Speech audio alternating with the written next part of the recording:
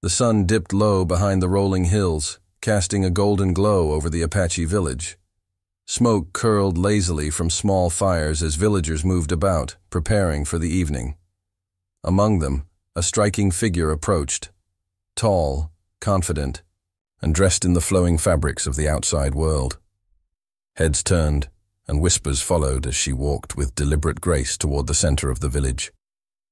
The air seemed charged with curiosity, as if her very presence carried a story that demanded to be heard. The Apache man, a young warrior named Dakota, stood near the communal fire, sharpening his spear. His eyes, sharp and vigilant, scanned the approaching figure. But there was something familiar about her gait, the tilt of her head, the curve of her smile. He couldn't place it immediately. Memories long buried stirred, flickers of laughter and secret games from a distant past before their worlds had separated. The village elders noticed his distraction and exchanged quiet glances, sensing that the past was about to return in a form they had not anticipated. The bride paused a few steps away, her gaze locking onto Dakota. Her heart raced as she rehearsed, the words she had carried for years, the truth that could only be spoken now. "Do you recognize me, Apache man?" she asked, her voice trembling slightly yet carrying the certainty of someone who had waited far too long. There was a weight in her tone, a mix of hope and fear. Dakota froze, his hand still on the spear, eyes narrowing as he searched her face. There was a strange familiarity in the contours of her cheeks, the depth of her eyes, the way she held herself. Slowly, a name began to surface in the quiet recesses of his mind, tangled with memories of childhood laughter echoing across open fields, of shared secrets whispered under the shade of cottonwood trees. His chest tightened as fragments of the past connected with the present. I don't understand," he said cautiously, trying to mask the turmoil in his heart. The bride stepped closer, lowering her gaze to show respect for the sacredness of his space and their shared history. "I was your childhood friend, Dakota," she confessed, her voice softening. "We ran through these hills together, played by the creek, shared stories under the stars. I am the girl you once knew, before life took us apart." Her words hung in the air like a delicate promise, bridging the gap between past and present. A hush fell over the villagers as they sensed the gravity of the moment. Children peeked from behind wooden huts. Elders leaned forward in quiet anticipation, and the wind carried the echo of names long forgotten. Dakota's mind raced. Memories came in flashes, of a girl with untamed laughter, eyes full of mischief and kindness, the small hand he once held while exploring the wild. Emotions he had buried under duty and pride surged unexpectedly, leaving him both stunned and uncertain. "Why are you here?" he finally asked, his voice barely above a whisper, a mix of caution and longing. She lifted her chin, meeting his gaze with unwavering determination. "I have come to see if the bond we shared as children still exists," she said. "I have returned not just to visit, but because I belong here, with you, with this place that shaped us." Dakota's heart ached with the weight of recognition, of a past rekindled and a future yet unknown. Around them, the village held its breath, sensing that this encounter would change more than just two lives. It would challenge old fears, revive lost connections, and perhaps forge a path where love and loyalty could meet again. The village remained silent, yet the air seemed electric with curiosity. Villagers exchanged whispers behind their hands, some skeptical, others intrigued. Dakota's closest friends, fellow warriors who had grown alongside him, watched cautiously, sensing the storm that her arrival could bring. The bride, now standing a mere few feet from him, radiated a mixture of confidence and vulnerability, her gaze unwavering as she searched for recognition in his eyes. Dakota stepped back slightly, uncertain. "I remember fragments," he admitted, his voice tight with emotion. "But why now? After all these years?" The bride smiled faintly, a soft, bittersweet expression that hinted at a lifetime of untold stories. "Life has kept us apart, but it never erased you from my heart," she replied. "I have returned because I could not live without knowing if you still remembered me, if the bond we shared could survive the passage of time." As she spoke, memories began flooding Dakota's mind. The creek where they had played as children, the secret hideaway behind the cliff where they shared stories of dreams and fears, the small wooden charms they had carved for each other, promising to meet again one day. Each recollection brought a pang of longing, mixed with confusion. How could the shy, playful girl he once knew transform into this confident, mesmerizing woman standing before him? A group of villagers approached cautiously, led by an elder named Nayeli, whose eyes were sharp and discerning. "Who is she, Dakota?" she asked softly but firmly, her gaze fixed on the bride. Dakota hesitated, struggling to find words. Finally, he nodded toward her. "She says, she was my childhood friend," he explained, his voice carrying a note of wonder. "We shared laughter and secrets as children. I had not expected to see her again." The villagers murmured among themselves. Some doubted her intentions, whispering about outsiders and old grudges. Others remembered tales of Dakota's childhood and felt a strange resonance, as if the past had walked back into their midst. A few young women glanced at the bride with curiosity and envy, while children peeked from behind doors and fences, fascinated by the reunion of old friends now transformed. Meanwhile, a rival suitor, a man from a nearby village who had been seeking Dakota's favor in trade alliances, watched with narrowed eyes. He saw an opportunity to sow discord, to question her motives and challenge her place in the village. Dakota noticed the subtle tension, but remained focused on the woman before him. The connection he felt was too profound, too rooted in memory to be swayed by whispers or rivalry. The bride took a step closer, lowering her voice so that only Dakota could hear. "Do you remember the promise we made long ago?" she asked. Dakota's eyes widened. "The promise," he repeated, trying to recall. She nodded. "To always find each other, no matter where life took us." Her words struck a chord deep within him. The fragments of their childhood promise now formed a bridge between past and present, beckoning him to recognize not only her, but the enduring bond that had never truly faded. As the sun dipped below the horizon, painting the village in hues of orange and crimson, Dakota felt a mix of awe, confusion, and yearning.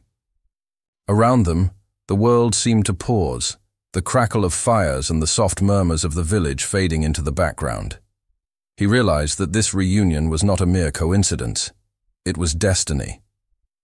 And in that moment, he understood that the journey ahead would demand courage, trust, and perhaps even love that had quietly waited for years to awaken. Night had settled over the Apache village, and the flickering fires cast dancing shadows on the faces of those gathered.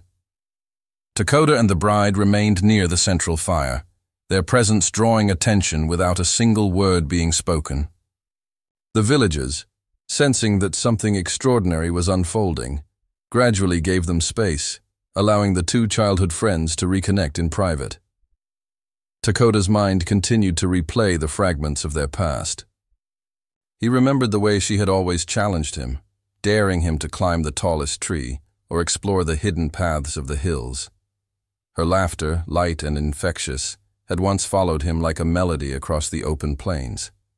Now seeing her, poised and graceful, he was struck by the striking contrast, the innocence of childhood interwoven with the quiet confidence of adulthood. He could hardly reconcile the two images, yet the essence remained unmistakable. This was the same girl who had once been his closest companion. The bride noticed his contemplative silence and smiled softly, reaching into her bag to retrieve a small, worn wooden charm. "Do you remember this?" she asked, holding it out. Dakota's breath caught. It was a miniature carving of a fox, one they had made together years ago, promising to protect each other from danger and hardship. I "I remember," he said, his voice low, tinged with emotion. The simple act bridged decades in an instant, but the moment of intimacy was not without complication. From the shadows, the rival suitor watched, his eyes narrowing. He had seen the look in Dakota's eyes, the recognition, the awe, and the subtle longing, and knew that it threatened his plans.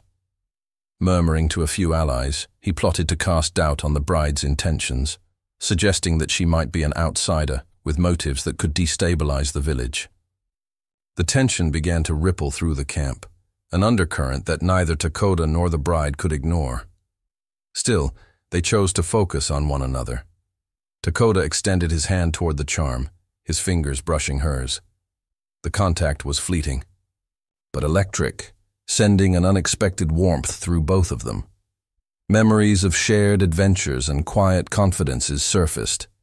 The secret treehouse where they had hidden from the elders, the stolen apples from the orchard, the promises whispered beneath the stars. Each recollection deepened the emotional connection, making it impossible to view one another as mere adults. They were bound by the unbreakable thread of their shared history. "I can't believe you've come all this way," Dakota admitted, his eyes reflecting the firelight and a growing vulnerability he had never shown to anyone. "After all these years, to find me." The bride's gaze softened, her voice barely above a whisper. "I had to. There was no other choice.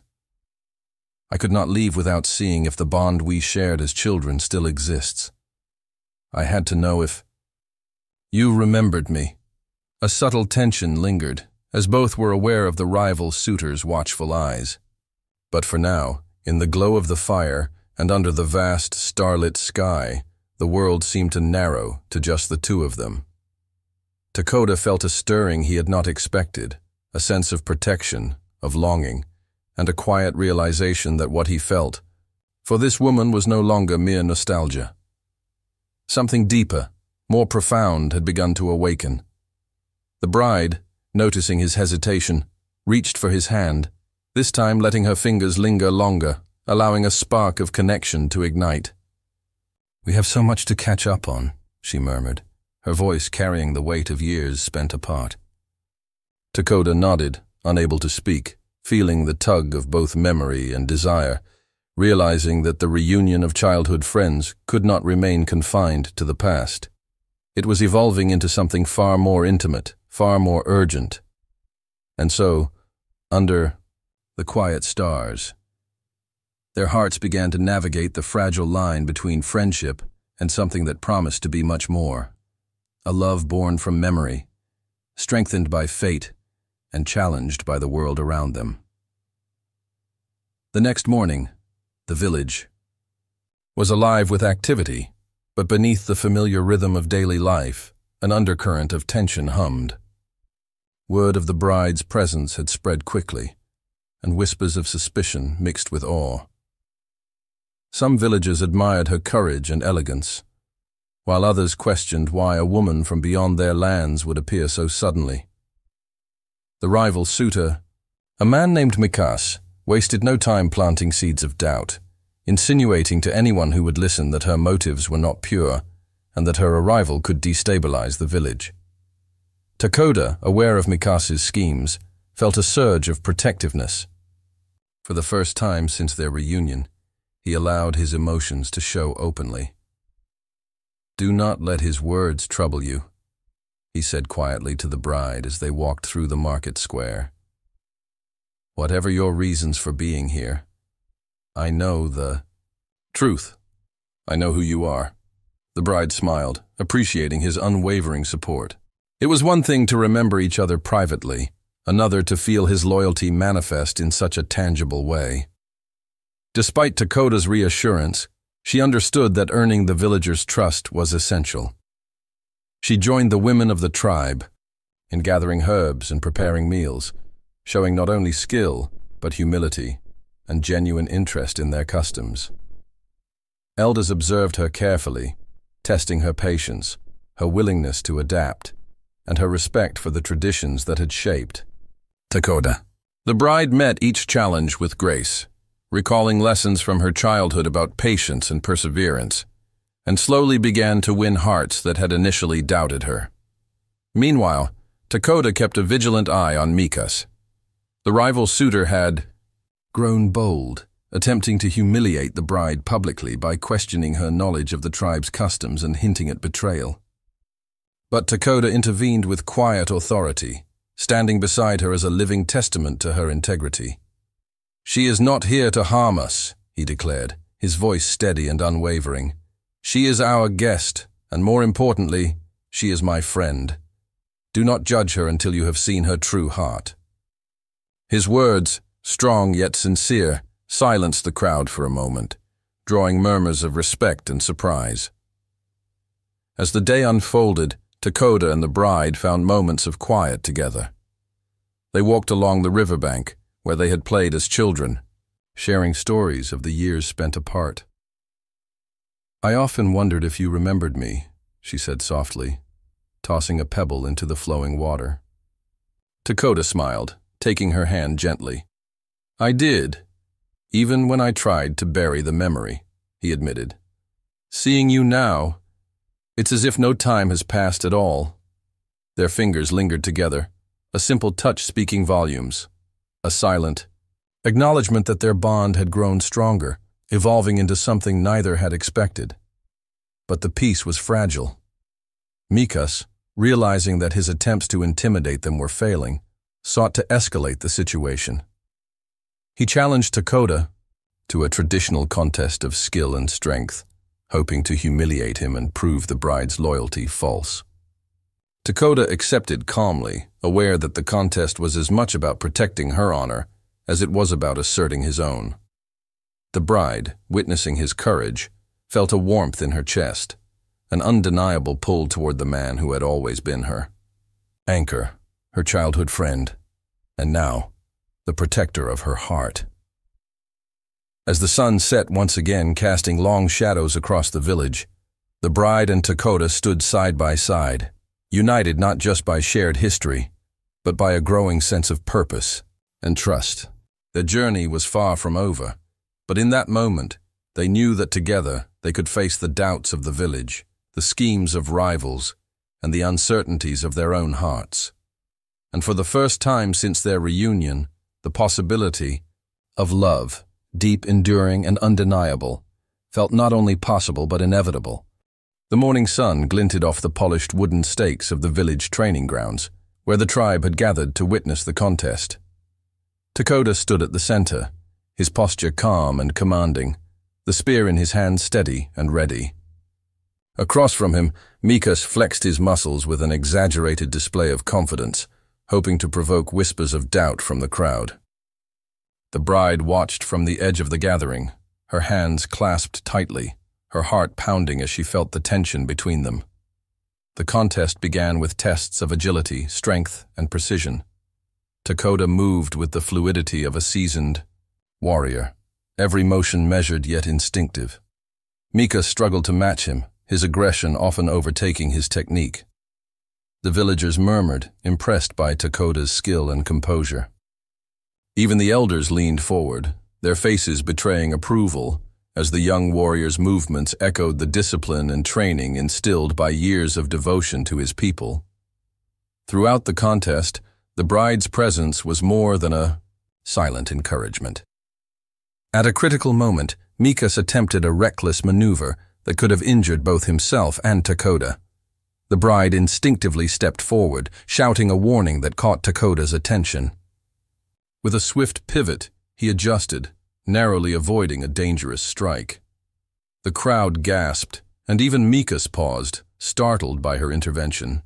In that instant, it became clear to everyone that her loyalty and quick thinking were genuine. She was not an outsider seeking to manipulate, but someone who had grown alongside Dakota in spirit, if not in years. After the physical trials, the contest moved to a test of knowledge and wisdom, a series of questions about tribal customs, traditions, and history. Dakota answered with confidence, but it was the bride who truly impressed the elders. Her knowledge, though partly learned from outside sources, was delivered with humility and respect, demonstrating that she had taken the time to understand the culture that had shaped her childhood friend. Each answer earned nods of approval, and whispers of admiration began to spread through the crowd. Mikas, frustrated and humiliated, attempted one final challenge, a mock combat that combined both strength and strategy. Takoda faced him without hesitation, his movements precise and controlled.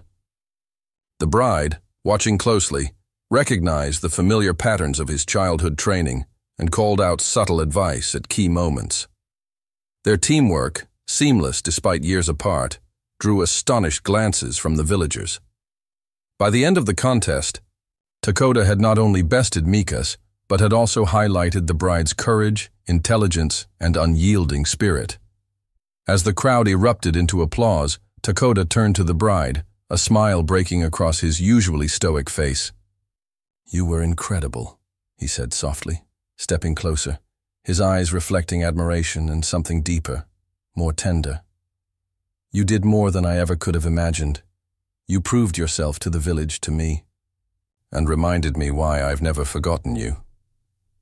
The bride's cheeks flushed, and for the first time, she allowed herself to fully acknowledge the warmth blooming in her chest, the growing pull of emotions that had been simmering since their reunion.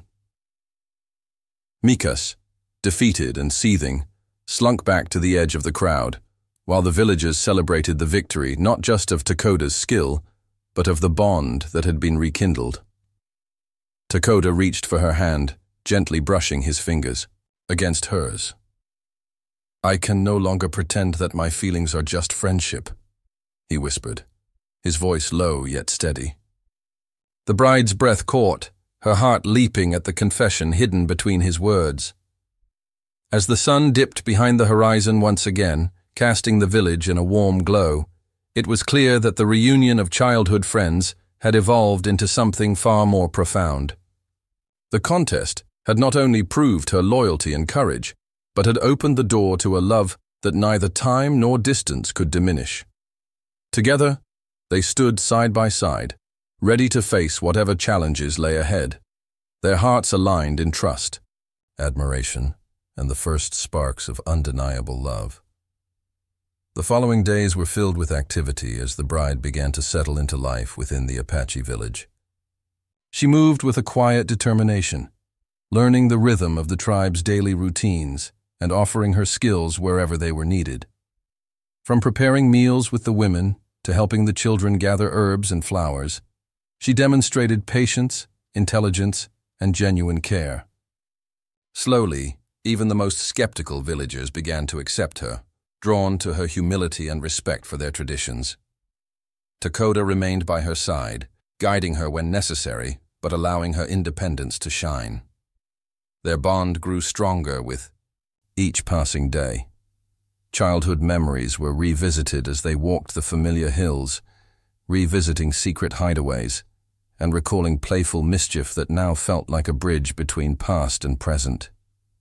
At night, by the communal fire, they shared stories of the years spent apart, laughing and teasing as if no time had passed at all. Yet beneath the laughter, a quiet tension lingered, an unspoken recognition that the friendship of their youth had deepened into something more intimate, more urgent.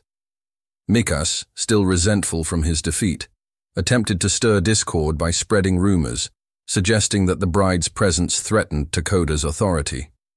But the tribe's respect for Takoda, strengthened by the recent contest and the bride's actions, muted Mikas's influence. Even the elders who had initially been cautious began to acknowledge her contribution. Nayeli, the wise elder, spoke privately to Takoda. "She has proven her heart, as well as her courage. She is not an outsider.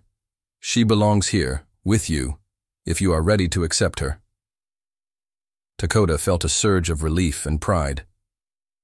One evening, as the sun set in brilliant hues of orange and crimson, Takoda and the bride walked along the riverbank, a place sacred to their shared memories. Takoda paused, turning to face her. His eyes, reflecting both firelight and the fading sun, held a depth of emotion that words alone could not convey. These past days, watching you integrate with the tribe, seeing your courage and kindness. I realize something I cannot ignore, he said, his voice low but firm. The bride tilted her head, sensing the seriousness beneath his calm demeanor. I have never stopped thinking of you, he continued, taking both her hands in his. Not as the friend I knew as a child, but as the woman before me now. Brave, compassionate, and extraordinary in every way. My heart, he paused, searching for the right words. My heart has never belonged to anyone else, and I cannot deny it any longer. The bride's eyes glistened with emotion, her chest tightening as a rush of feelings she had kept in check surged forward. Takoda, I have felt the same, she admitted, her voice trembling.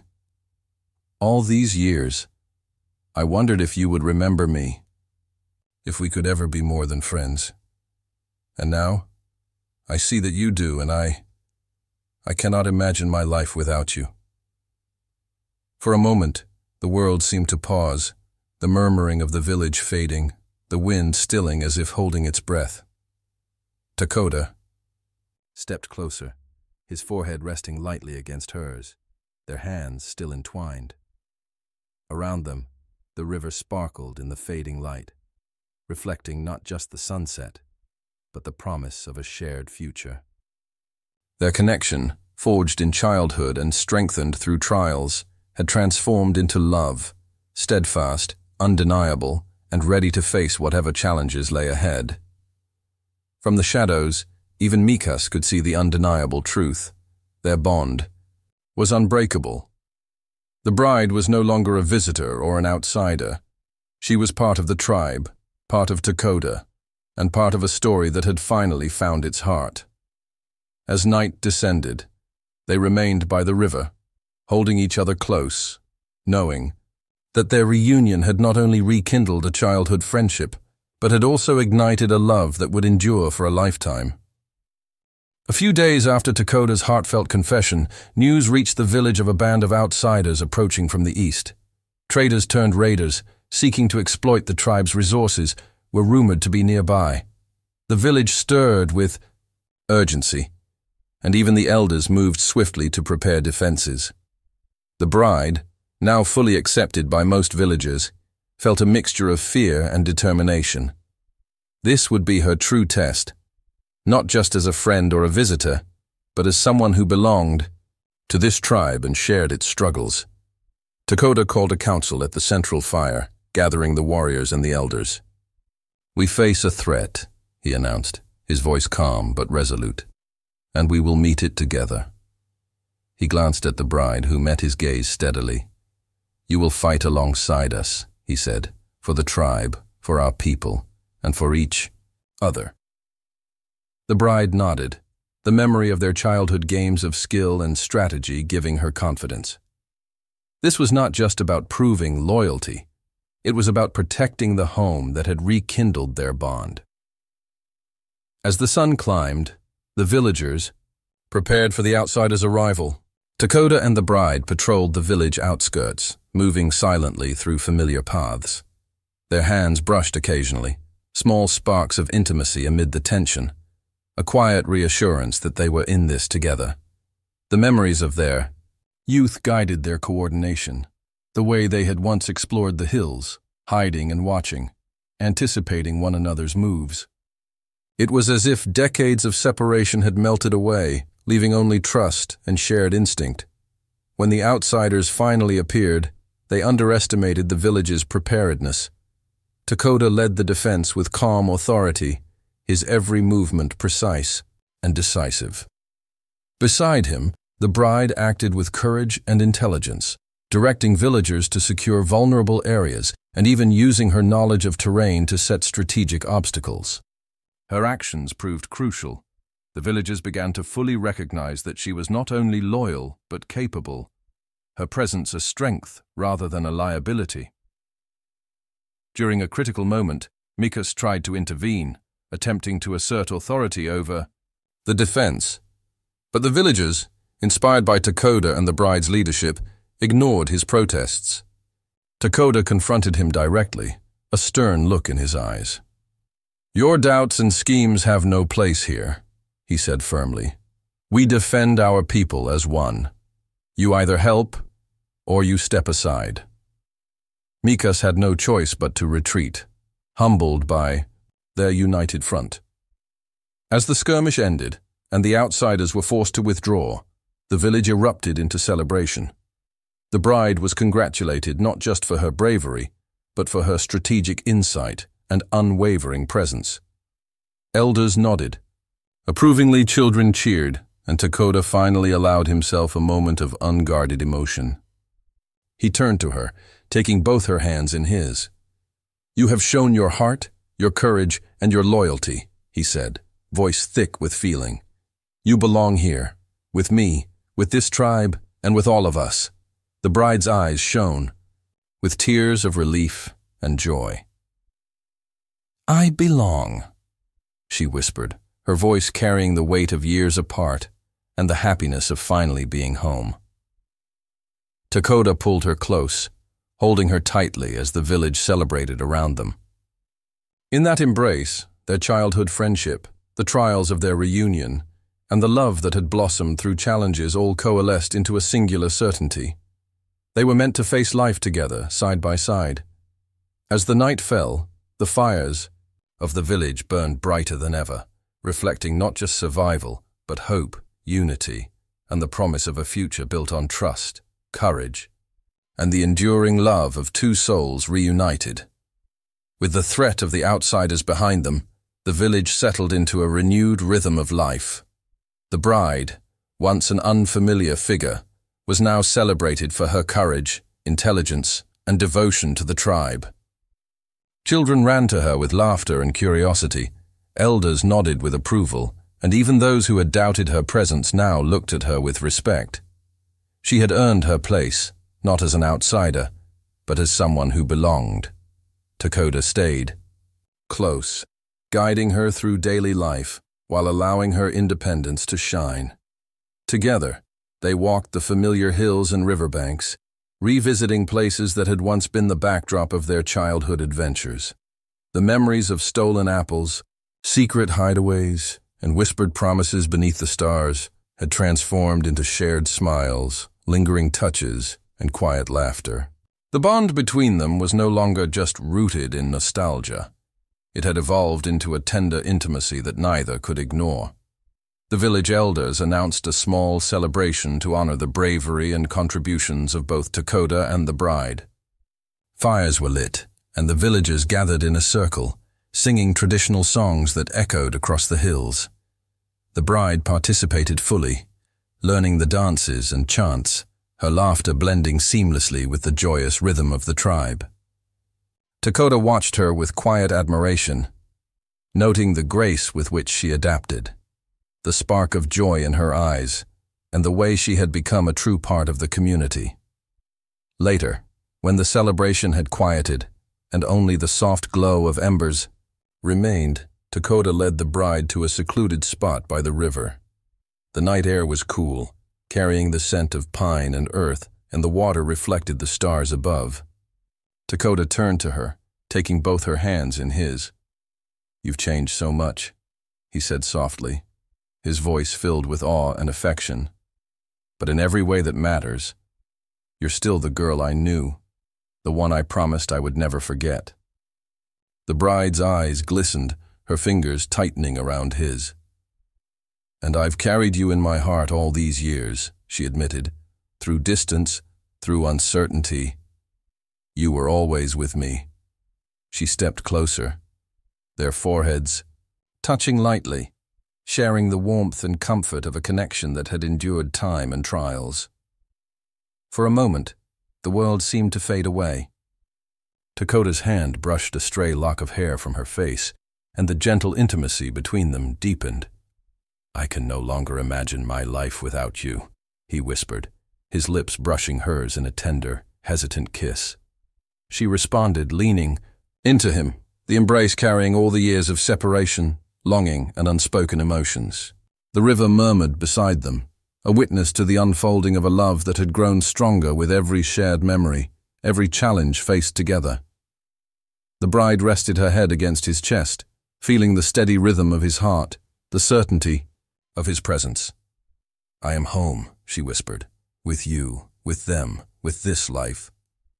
Dakota held her tighter, his voice low and steady. "And I will never let you go." The night deepened around them, carrying the soft sounds of the village, the rustle of trees, and the distant songs of celebration. In that quiet, intimate moment, the bond forged in childhood, tested by time and trials, and strengthened by trust and courage, became unbreakable. The bride was no longer just a childhood friend. She was a partner, a confidant, and the love of Dakota's life. As the embers glowed and the stars shimmered above, they remained together, embracing a love that had endured the past and promised a future filled with unity, trust, and unwavering devotion. The journey that had begun with a simple question, "Do you recognize me?" had transformed into a lifelong commitment, sealed not only by words, but by the heartbeats of two souls, finally reunited. The days that followed were filled with a sense of calm triumph, yet Dakota and the bride both knew that life in the tribe was never without challenges. One morning, word reached the village of a group of wild horses that had strayed dangerously, close to nearby settlements, threatening crops and livestock. The elders called a council to discuss how to safely guide the animals back to the plains, a task that required skill, courage, and careful planning. Dakota looked at the bride, who had already begun studying the situation, her eyes sharp with determination. "Are you ready for this?" he asked, a teasing smile tugging at his lips. She returned it with a confident nod. "I've been ready my whole life," she replied. "And I've learned much since returning. Let's do this. Together." Their fingers brushed lightly, a quiet affirmation of their partnership before they stepped into the challenge. The task was daunting. The wild horses were skittish, quick, and unpredictable, and the terrain was rough. Villagers were assigned to guide and herd them. But the couple quickly realized that the situation required coordination beyond the normal village strategy. Dakota and the bride moved in unison, their childhood connection now enhanced by years of maturity, trust, and growing love. She read his subtle gestures, anticipating his movements, while he adjusted seamlessly to her cues. Together, they directed the herd with a precision that amazed even the most experienced riders. During a critical moment, a young horse bolted toward the edge of a cliff. The bride acted instantly, running toward it while Dakota followed, his heart pounding with both fear and admiration. She managed to calm the frightened animal, speaking to it gently and guiding it back to the herd. Dakota caught her hand as they regrouped, his eyes shining with pride. "You are remarkable," he said, his voice full of awe and affection. "I knew you were brave. But today, you've shown me just how extraordinary you truly are." Thingay. Villagers, witnessing their cooperation and skill, began to see the bride not merely as an outsider or a visitor, but as a vital part of the tribe. Children followed her instructions, elders nodded in approval, and even the once skeptical warriors acknowledged her presence with respect. Mikas, who lingered on the outskirts, could not hide his astonishment. The couple's partnership was undeniable, their bond unshakable, and their influence on the village profound. When the last horse was safely guided back to the plains, the villagers cheered. Dakota pulled the bride close, wrapping his arm around her shoulders. "You've proven yourself," he said softly, his lips brushing against her temple. "Not just to me, but to everyone here. You belong, not just in my heart, but in this tribe, in every part of it."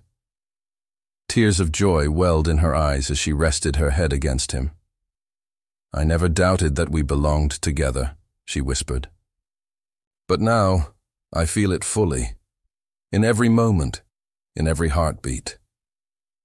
Dakota held her tightly, his own heart swelling with certainty and love.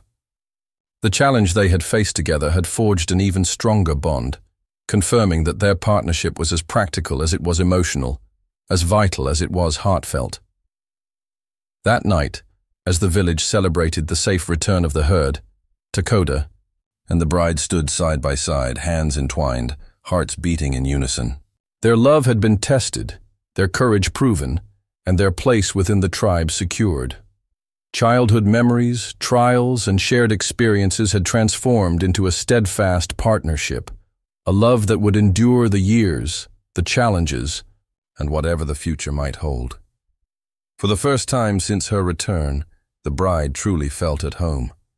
Not only had she rekindled a childhood friendship, but she had built a life alongside Dakota, a life rooted in trust, respect, and a love that had grown stronger with every trial they faced together.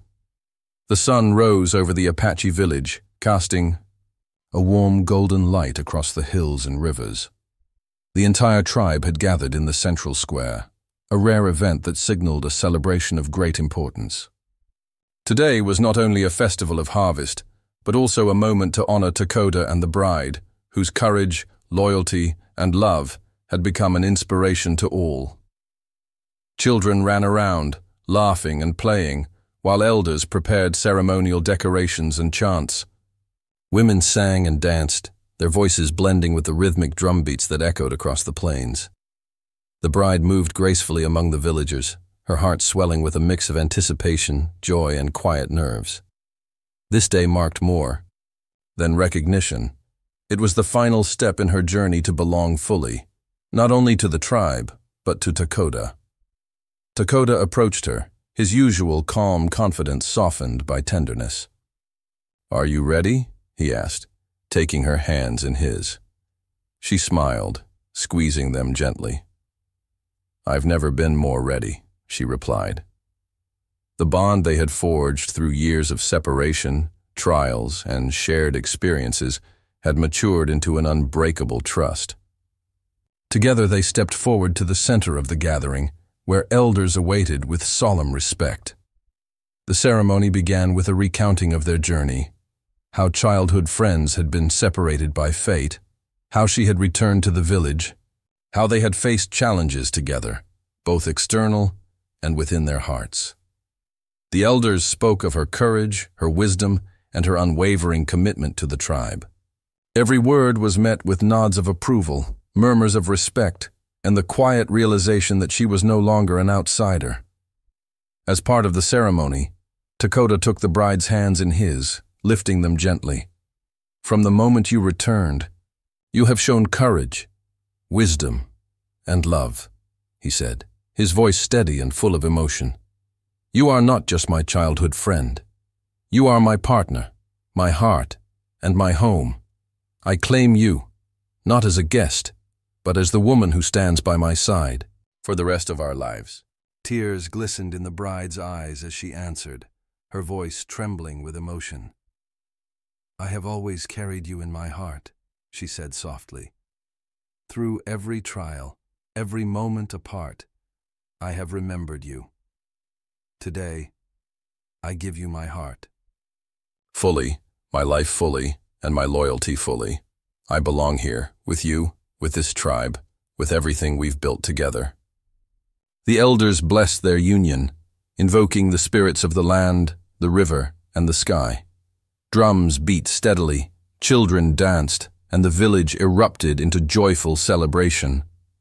Dakota and the bride stood hand in hand, their foreheads touching, as they shared a quiet, intimate smile amidst the vibrant festivities.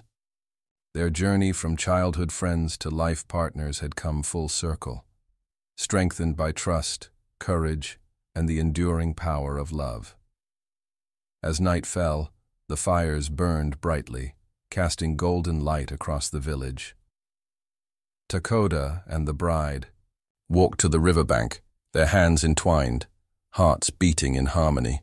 The stars reflected in the water above mirrored the sparkle in their eyes. In that moment, everything was clear. They were no longer merely two individuals bound by memory. They were a united force, a family in their own right, and a love that would endure every challenge life could bring. The bride rested her head against Dakota's chest, feeling the steady beat of his heart. "We've come so far," she whispered. Dakota kissed the top of her head softly, replying, "And this is only the beginning." Together, they watched the village around them. A life of trust, courage, and love, fully realized, knowing that their bond, tested, proven, and celebrated, would last a lifetime.